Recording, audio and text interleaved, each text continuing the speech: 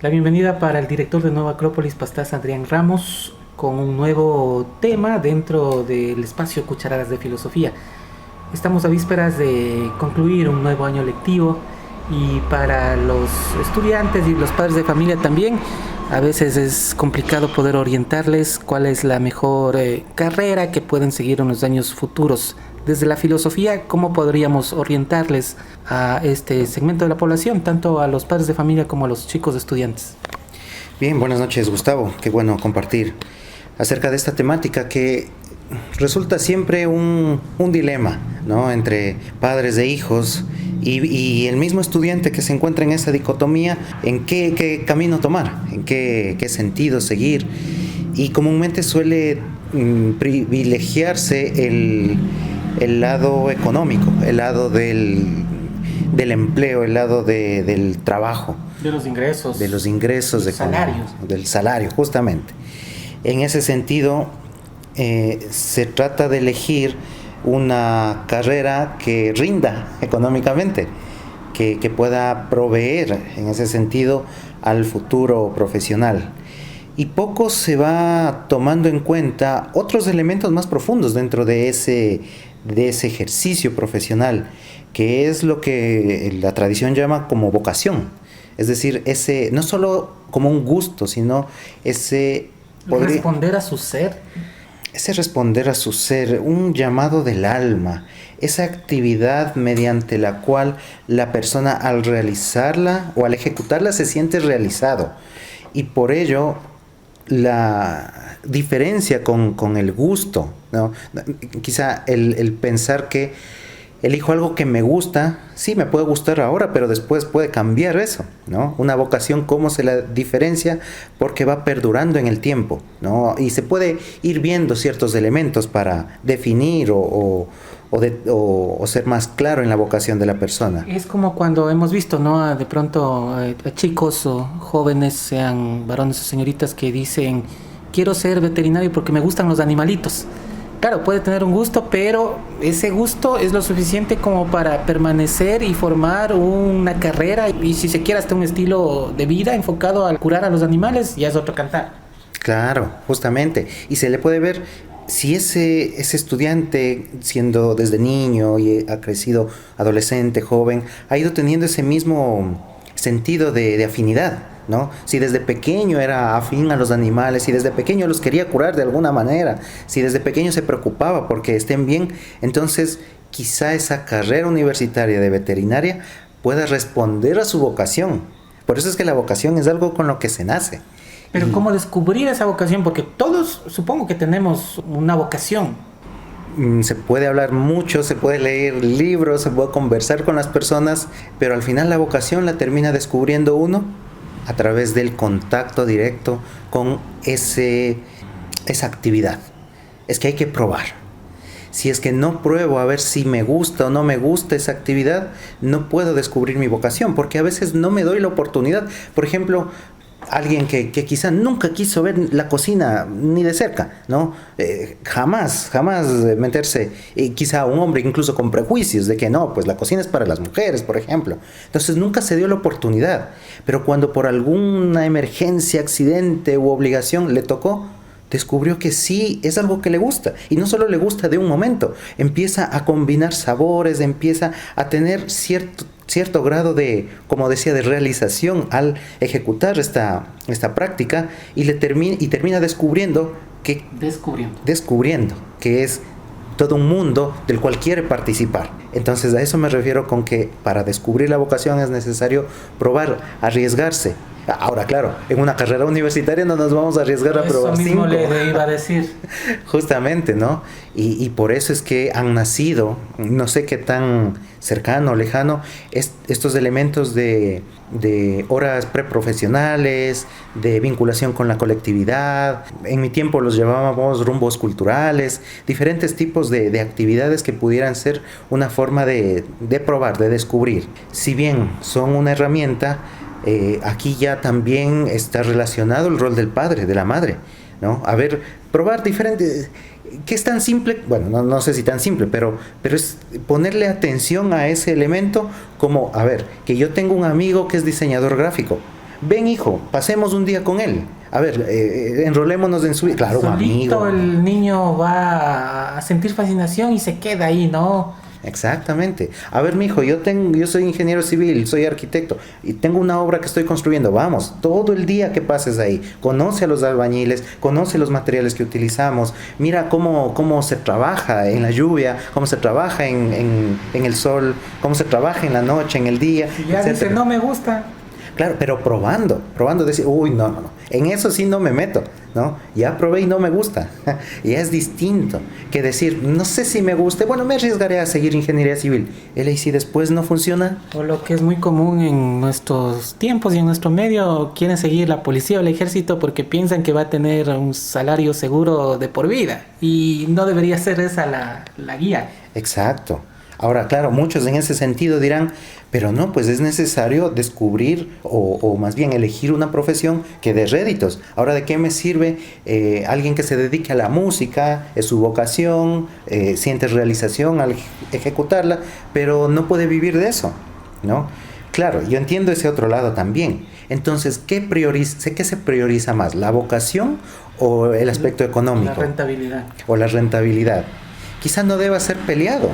Quizá deba ser armonizado. ¿Y qué tal que esas... no comparto mucho, pero hay ciertos elementos a nivel de descubrimiento de ciertas profesiones? Por ejemplo, dicen, haz algo que te guste, que al final resulte que hasta te pagan por ello, ¿no? Interesante en el sentido de que lo pone como prioridad la vocación, pero no por ello descuidar el aspecto económico. Pero el enfoque es importante. ¿Qué prima primero? ¿Mi vocación y luego lo económico? ¿O primero lo económico y a ver si resulta que tengo vocación? Pero lo segundo resulta a veces muy caro. En el sentido no del dinero, sino del tiempo. Y de su felicidad interna, se puede decir, ¿no? Porque hemos visto, claro, tantos casos de gente que se dedica a actividades que realmente no les gusta, pero lo hacen por necesidad económica. Exactamente, Pero claro. no son felices. Sí, ese es el problema, que cuando no es por vocación, sino quizá por un gusto del momento, que luego se lo pierde. O porque llegó la oportunidad, porque a veces también ocurre, ¿no? Que Claro. los caminos se abren y le ubican a la persona en un sitio que le está solventando económicamente, pero que no es su vocación, pero lo tiene que hacer. Uh-huh. ¿Y cómo se descubre esa falta de vocación? Que cuesta cada minuto mientras estoy en ese empleo, en ese trabajo o ejecutando esa profesión. Que ya necesito que llegue la hora de salida porque ya no soporto esto, porque se me hace demasiado largo, etcétera, ¿no? Ese tipo de elementos, ¿qué quiere decir? Falta de vocación, obligación o presión que para la ejecución de esta profesión. Y a la larga resulta, bueno, no tanto de ahí, pero de ahí desemboca, por ejemplo, estrés laboral, depresiones, angustias y otros elementos que van enfermando a la Falta de larga. amor propio incluso. Claro, justamente, sí. Y por eso se busca otros elementos disuasivos como para soportar esa tremenda carga de algo que no tiene un sentido de vocación. De ahí alcoholismo, de ahí diversión excesiva, de ahí el viernes y sábado y domingo fuera de casa hasta el lunes otra vez el martirio, ¿no? Entonces, en ese aspecto, alguien que tiene vocación no le va a ser pesado que llegue el lunes y empezar a trabajar en algo que es su vocación. Y por el contrario, el viernes llega, bueno, y qué lamentable no seguir en lo que a mí me gusta, en lo que es mi vocación. Y deberé esperar 2 días más. Bueno, le dedicaré a otra actividad para volver nuevamente el lunes con todo ese ímpetu a realizar esa actividad que tanto me llena, ¿no? Alguien puede tener 2 o más vocaciones, porque sí hemos conocido también a gente que de pronto se desenvuelve muy bien en diferentes ámbitos y todo lo hace bien y lo hace con alegría. Sí, se puede tener vocación no solo por un aspecto, sino por varios. No solo por un asunto profesional, sino tal vez por algo más de realización interior, ¿no? Por ejemplo, en este sentido, la filosofía es una vocación también, ¿sí? Algo que no se traduce en rédito económico, pero sí se traduce en realización interior del ser humano. Y por ese hecho, por ejemplo, escuelas de filosofía a lo largo de la historia se han desarrollado mediante el voluntariado. No ha existido, digamos, ese vínculo de fines de lucro con escuela de filosofía, nunca. Por ese lado, entonces, es una es un ejercitamiento de una vocación, también la filosofía, para dar un ejemplo, digamos, en este sentido. Y claro, pues alguien que tenga vocación por la cocina también lo puede tener por los animales. Alguien que tenga vocación por los animales también lo puede tener por los niños. Alguien que tenga una vocación por los niños puede tener vocación por el servicio a los demás. En fin, no es algo privativo, no es algo exclusivo. Uno no tiene una sola vocación. El tema no es cuántas vocaciones se tiene, sino irlas descubriendo y más bien ir dándose la oportunidad de descubrirlas. ¿Y cómo? Arriesgándose a conocer cosas nuevas, arriesgándose a conocer personas nuevas, arriesgándose a hacer actividades distintas. Porque si tenemos un ritmo de vida, siempre lo mismo, en el mismo horario, cogemos la misma ruta de transporte, hacemos lo mismo durante 20 años, no nos estamos dando la oportunidad de descubrir algo que quizá está dentro y no lo podemos sacar. ¿Qué les podemos decir a los padres de familia que desde hace años atrás y generaciones incluso, como que no es el ideal que el hijo tenga una actividad, por ejemplo, como albañilería, fontanería, cosas así? Siempre el sueño de la mayor parte de padres es que el hijo siga una carrera universitaria y sea exitoso, pero a través de una carrera universitaria, no de como los oficios que le acabo de manifestar. Es curioso que cuando aparecen como esa carrera universitaria, esa profesionalización de ciertos conocimientos técnicos, se va como degradando este aspecto técnico y vamos viendo hoy que es también necesario. Una construcción no se puede hacer con 10 ingenieros civiles y 20 arquitectos. No, se necesita del albañil. Y no por eso es más o menos, que tienen distintos tipos de formación, es verdad. Pero, ¿por qué no puede darse una vocación en la actividad física, por ejemplo? ¿Por qué no puede darse la vocación en el aspecto artístico, en la misma cultura física, ¿no? ¿Cómo te vas a ser profesor? Decían hace unas décadas, ¿no? Pero ¿y qué tal que sí es la vocación de una persona enseñar a otros? En ese sentido... ¿Cómo te vas a hacer jornalero? Puede ser, porque la idea es que de pronto es un trabajo pesado y que no tiene una muy buena remuneración, pero son igual actividades necesarias.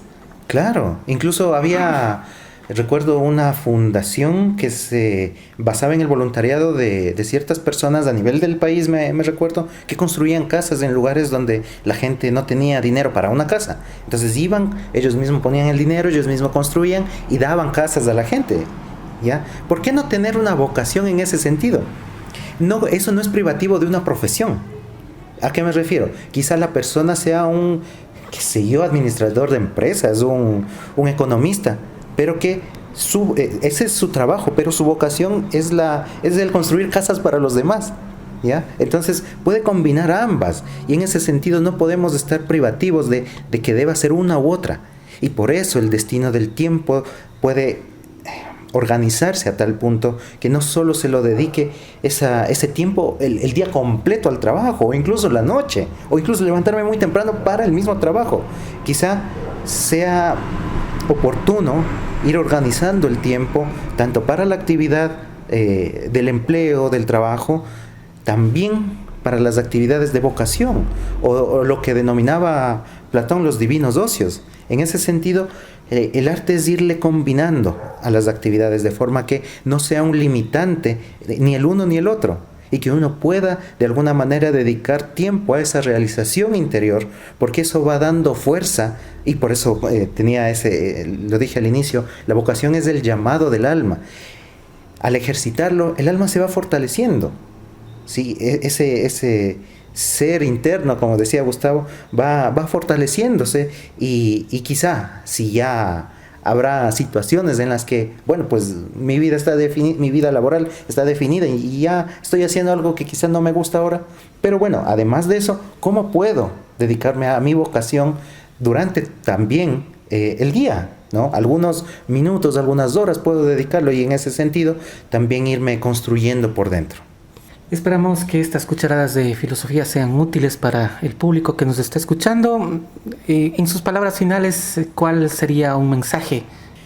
Bien, siempre es importante, además de de ese saber de otras personas, de ese consejo que pueden dar familiares, amigos, que con buena intención nos lo dan. También es bueno ese contacto, esa conversación interna con uno mismo. Porque si nos dejamos llevar solo porque quizá mamá o papá dicen, quizá no esté mamá o papá afinado con la vocación que yo tengo. No por maldad, quizá por el hecho de que se busca esa estabilidad económica, sí, pero resulta que el ser humano es algo más que eso. Démonos la oportunidad cada uno de descubrirnos a nosotros mismos, de probar, de combinar no solo el elemento de estabilidad económica, sino fundamentalmente saber qué por dentro nos clama, nos grita. Esa forma de realización es importante también descubrirla y aprobar. Siempre la filosofía, en ese sentido, va siendo una forma de descubrimiento de estos elementos. Y es vivencial. Y es vivencial. En ese sentido también la invitación a la vocación de la filosofía.